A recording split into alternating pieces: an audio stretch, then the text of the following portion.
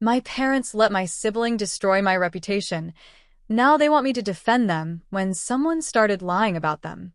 I, 30F, just received a desperate phone call from my father asking me to set the record straight about some rumors circulating about my parents. I laughed and hung up. This is the story of how my parents spent 15 years believing every lie my sister told about me, and how karma came for them when they needed me most. The golden child. My sister Brooke, 33F, has always been the favorite. Not in subtle ways.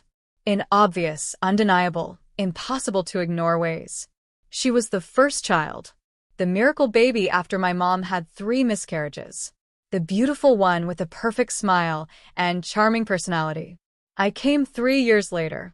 The oops baby. The quiet one. The one who didn't sparkle quite as bright. Growing up, Brooke could do no wrong. Literally. She broke a lamp. Accidents happen. I broke a plate. You need to be more careful. That was expensive. She got a C on a test. School isn't for everyone. You tried your best. I got a B+.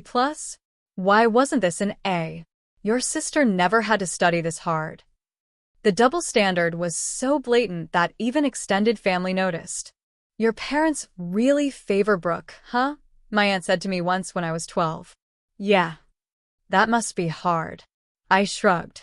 What else could I do? But the favoritism wasn't the worst part. The worst part was the lying. The lies begin. Brooke started lying about me when I was around 10. Small lies at first. Rachel took my allowance money. I didn't. But Mom and Dad believed Brooke. You need to give your sister back her money, Dad said. I didn't take it. Don't lie. Just give it back. I didn't have it to give back because I never took it. I lost my allowance for a month as punishment. Found out years later Brooke had spent it on candy and lied to avoid getting in trouble. The lies escalated. Age 12. Rachel told the kids at school that I wet the bed. I didn't.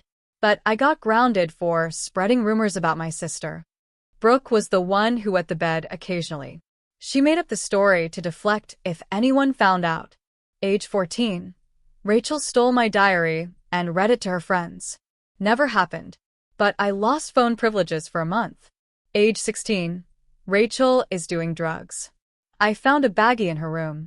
The baggie was a small Ziploc container I used for beads for a craft project. My parents searched my room. Found nothing. But the accusations stuck. They started treating me like I was troubled. Like I was the problem child. Random drug tests. Restrictions. Monitoring. Meanwhile, Brooke was actually drinking at parties. I found out from a mutual friend. But when I told my parents, they didn't believe me. Stop trying to deflect from your own behavior, Mom said. The college years. College was supposed to be my escape. I went to a state school 3 hours away. Finally free from Brooke's lies. I thrived. Made friends. Got good grades. Had a normal college experience. Then winter break of my sophomore year, I came home and walked into a nightmare. We need to have a serious conversation, Dad said the first night. Okay. They sat me down in the living room. Both of them. Serious faces. Brooke told us something very concerning. Mom started. My stomach dropped. She said you've been cyberbullying her. Creating fake accounts to harass her online. What? That's insane. We've seen the messages, Dad interrupted. She showed us screenshots. I don't even use those platforms. The accounts used your photos. Your name. Then someone is impersonating me. I didn't create them. Why would someone do that? Mom asked. I don't know. But it wasn't me. They didn't believe me. Until you can take responsibility for your actions, you're not welcome in this house, Dad said. Are you kicking me out? We're telling you that you need to apologize to your sister and stop this harassment. I didn't do it. Don't raise your voice. This is exactly the aggressive behavior Brooke's been telling us about. I left. Spent winter break sleeping on my friend's couch. Never got an apology when it came out months later that Brooke had created the fake accounts herself as part of some drama with her own friends. My parents' response? Well, we didn't know that at the time. The engagement. When I was 25, I got engaged to Marcus. Marcus, 27M, is wonderful. Kind, stable, successful. An engineer. We'd been together for 3 years. I was so happy. Called my parents to tell them. That's nice, honey, Mom said. When's the wedding? We're thinking next fall. I'll send you details once we plan more. Okay. Talk soon. That was it. No excitement. No congratulations. Just that's nice. Meanwhile, when Brooke got engaged 6 months later, there was a family party. Champagne. Posts on social media. Our daughter is getting married. When I pointed this out, Mom said, well, Brooke's wedding will be bigger. It makes sense to make a bigger deal of it. Brooke's wedding was bigger because my parents paid for everything. $60,000 wedding. They contributed $2,000 to mine. But that wasn't the worst part. The worst part was what Brooke told them before my wedding. The pre-wedding lie. 2 weeks before my wedding, I got a call from my mom. We need to talk about your wedding. Okay, what about it? Brooke is very upset. She says you told her she can't bring her husband. What? I never said that. They're both invited. I sent them an invitation for 2 people. That's not what Brooke says. She says you called her and told her that Marcus doesn't like Derek and doesn't want him there. Derek was Brooke's husband.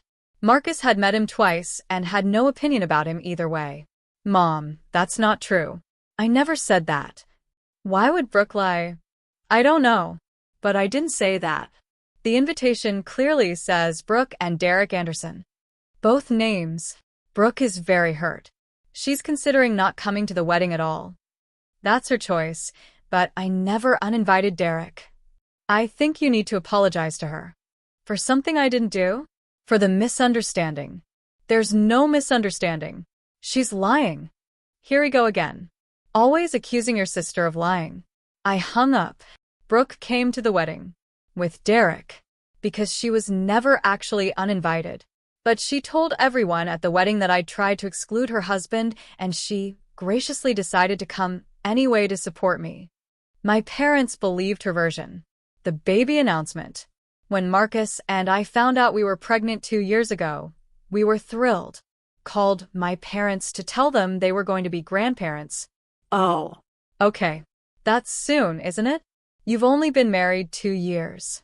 We planned it, Mom. Well, if you're happy. Click. No excitement. No joy. When Brooke announced her pregnancy 3 months later, Mom's Facebook post, we're going to be grandparents. Our beautiful daughter Brooke is pregnant. We're so blessed. Can't wait to meet our first grandbaby. Red heart baby. My daughter Emma was literally already born. But Brooke's baby would be the first grandbaby. I commented, actually, Emma is your first grandchild. She's 3 months old. Mom deleted my comment and called me. Why do you always have to make everything about you? I just pointed out that Emma exists. You know what I mean. This is Brooke's moment. Why can't you just be happy for her? I am happy for her. But Emma is your first grandchild. Not Brooke's baby. Brooke's baby will be our first planned grandchild. I hung up before I said something I'd regret. But the worst lie came last year. Brooke told my parents that Marcus hit me. Complete fabrication. Marcus has never raised a hand to me. Never would. But Brooke called them crying, saying she'd seen bruises on my arms, and I'd confided in her that Marcus was abusive. Also a lie. I had bruises from playing soccer with Emma at the park. Fell and scraped up my arms. But my parents believed Brooke. They called me. Demanded I leave Marcus. Threatened to call the police if I didn't. Marcus has never hit me, I said calmly. Brooke saw the bruises. From soccer. I fell at the park. Marcus wasn't even there. Victims always protect their abusers. I'm not a victim. Brooke is lying. Why would she lie about something this serious? I don't know. But she is. We're very concerned. We think you need help. They called Marcus. Accused him of abuse. Threatened him. Marcus was devastated. He's a gentle person. The accusation crushed him. They called my in-laws. Told them their son was an abuser. They posted in a local Facebook group asking for resources for a family member in an abusive relationship. Everyone knew they meant me. My reputation was destroyed. Again. People I'd known for years started treating me with pity. Or suspicion. Why won't you leave him? Because there's nothing to leave. I posted a statement. I am not in an abusive relationship. My sister made a false accusation. Marcus has never harmed me. Please stop spreading this rumor. My parents called me. How could you publicly embarrass Brooke like that? She was trying to help you. She was lying about my husband. She made a mistake. She didn't make a mistake. She lied. Deliberately. Like she always does. And you believed her. Like you always do. We're just trying to protect you. You're protecting Brooke. You always protect Brooke. Even when she's destroying me. I hung up. And I blocked them. Blocked their numbers. Blocked them on social media. Cut them off completely. I was done. 1 year of silence. For 1 year, I had no contact with my parents. It was peaceful. No drama. No accusations. No having to defend myself against lies. Marcus and I thrived. Emma thrived. Life was good. Then 3 weeks ago, I got a voicemail from my dad. From a number I didn't have saved. Rachel, it's Dad. I know we haven't spoken, but I need to talk to you. It's important. Please call me back. I deleted it. He called again from another number. Rachel, please. This is serious. We need your help. I blocked that number too. Then my aunt called. Rachel, your parents are trying to reach you. I know. I'm not interested. They're in trouble. Real trouble. What kind of trouble? Someone in their neighborhood has been spreading rumors about them, saying your dad embezzled money from his company, that your mom is having an affair, that they're abusive parents. It's getting bad. People are starting to believe it. I was quiet. They need you to set the record straight. You work in their neighborhood. People know you.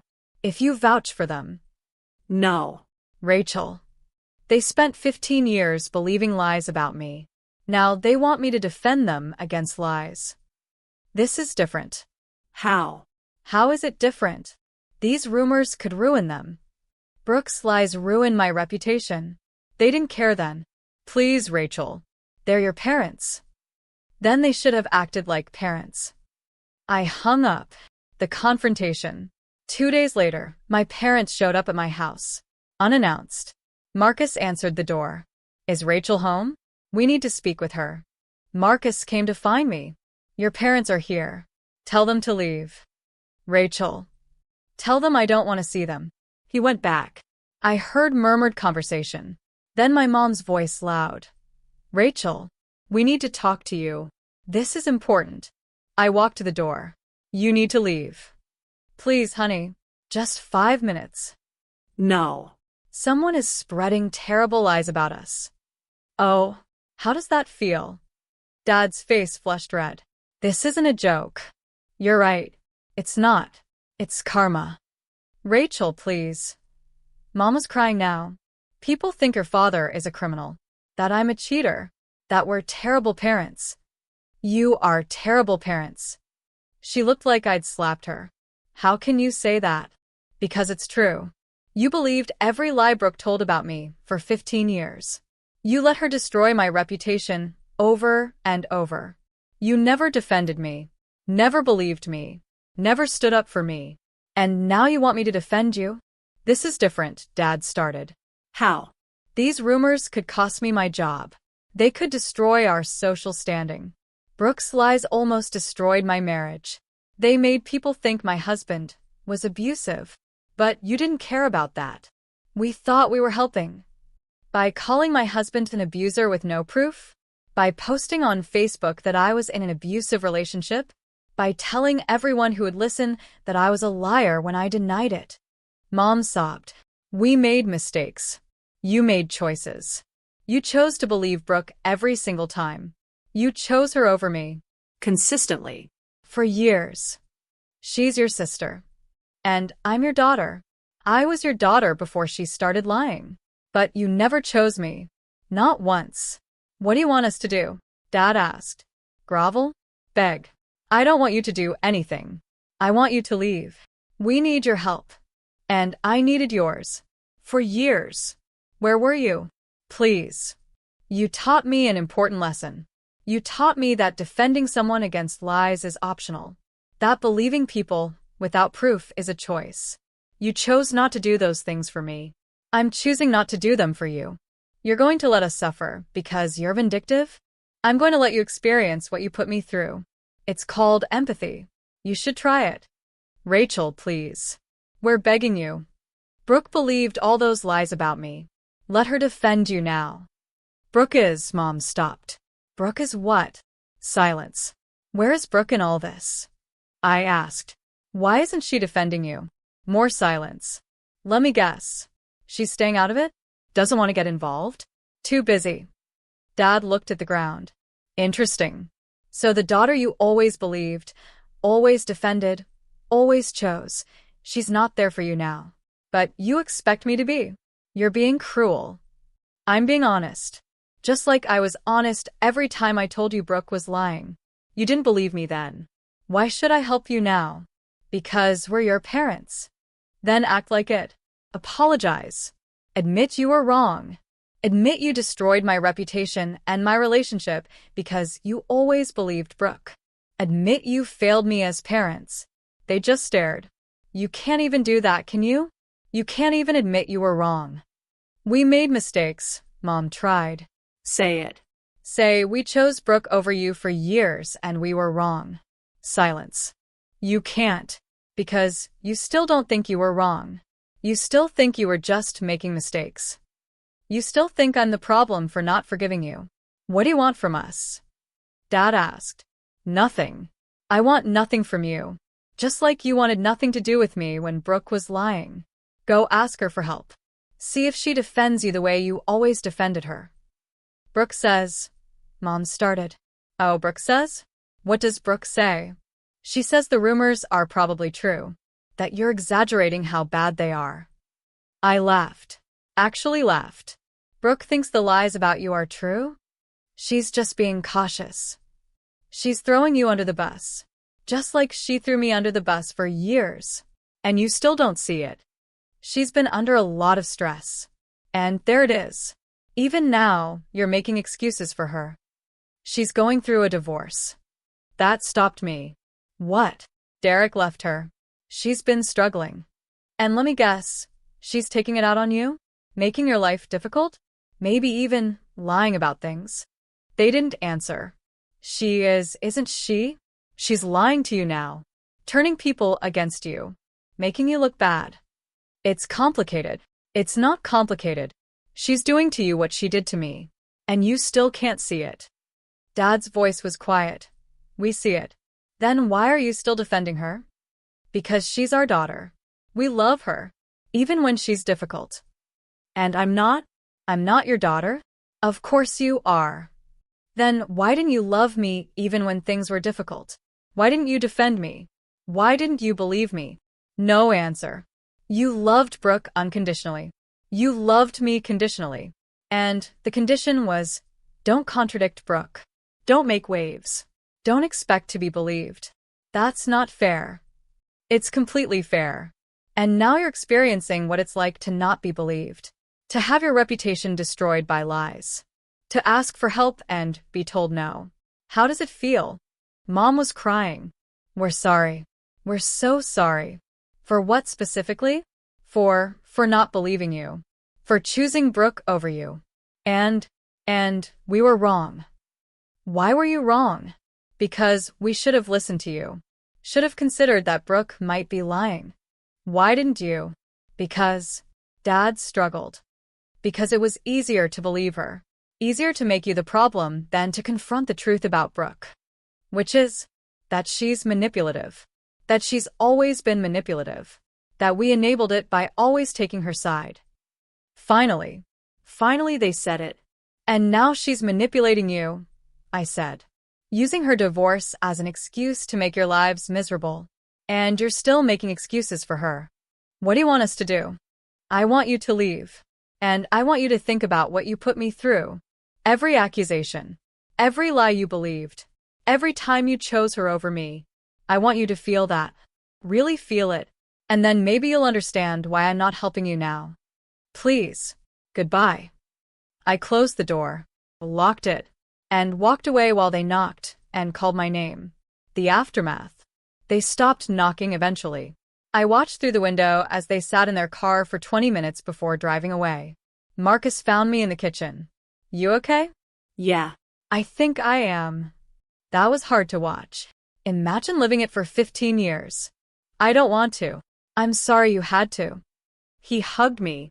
Emma toddled over and hugged my legs. This was my family. Marcus and Emma. Not the people who just left. The rumors. I did some digging. The rumors about my parents? Started by Brooke. She'd been telling people in their neighborhood that Dad embezzled money because he'd refused to lend her money for her divorce attorney. She'd been telling people Mom was having an affair because Mom had told Brooke's friends the truth about why Derek left. Brooke had been cheating. She'd been telling people they were terrible parents because they'd finally started setting boundaries with her. My parents were getting a taste of their own medicine, courtesy of the daughter they'd always protected. Part of me felt vindicated. Part of me felt sad for them. Most of me felt nothing. 3 weeks later, my mom sent an email. Subject: I understand now. Rachel, it's been 3 weeks since we came to your house. 3 weeks of living with these rumors. 3 weeks of friends avoiding us, colleagues whispering, neighbors judging. I understand now. This is what we put you through. Not once. Not twice. For years. Every time Brooke lied, and we believed her. Every time we dismissed you. Every time we chose her version over yours. You lived with this. With people thinking terrible things about you. With your reputation destroyed. With no one defending you. We did that to you. I'm ashamed. Your father is ashamed. We failed you. Spectacularly. Consistently. For your entire life. Brooke is the one spreading these rumors. We know that now. She admitted it last week. She was angry that we wouldn't give her money.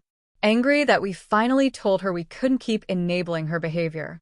When we confronted her, she said, "Now you know how Rachel felt."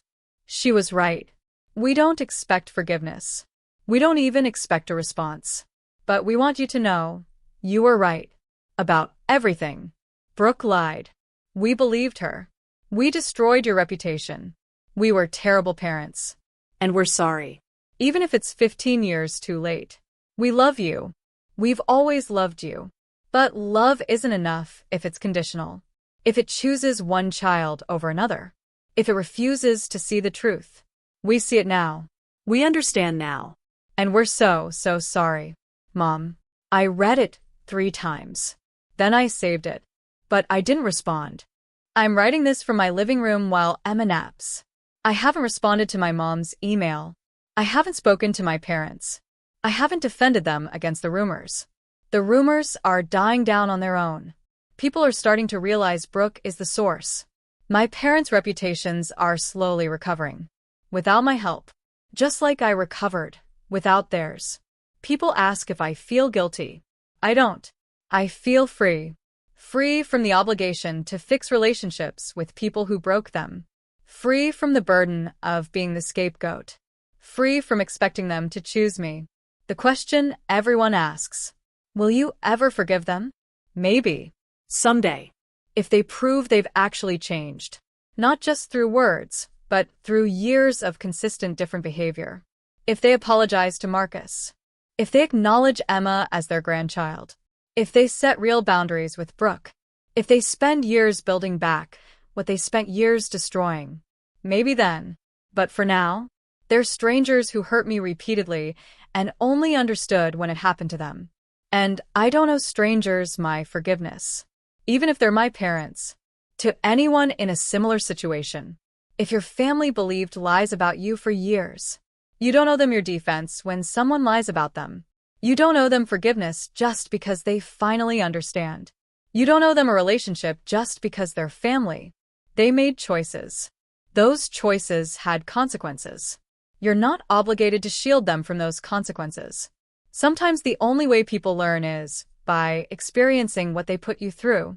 And sometimes, even that isn't enough. Final update. My parents sent a check for $60,000. The note said, "This is what we spent on Brooke's wedding minus what we spent on yours. We should have treated you equally." We're sorry. No strings attached. I deposited it. Put it in Emma's college fund. Sent a one-line response. Received. Thank you. That's all I'm willing to give right now. Maybe someday there will be more. But they have to earn it, just like I had to earn the right to set boundaries. For everyone asking, are you being too harsh? No. I'm being appropriately boundaried with people who harmed me repeatedly. They apologized, isn't that enough? Words are easy. Changed behavior over time is what matters. What about Brooke? Haven't spoken to her. Don't plan to. She made her choices. Don't you miss having parents? I miss having the parents I deserved, not the parents I had. Will you let them meet Emma? When and if they prove they've changed? Not before. My parents let my sibling destroy my reputation for 15 years. Now they want me to defend them. I said no. They believed every lie about me. Until someone started lying about them. Funny how that works. They wanted me to set the record straight. I said, "You had 15 years to set the record straight about me. You chose not to. Now you understand why I'm choosing not to help you." Best boundary I ever set. They're learning what I learned years ago. When you choose lies over truth, eventually the lies come for you too. And the people you failed don't owe you rescue. Even if you're family. Especially if you're family.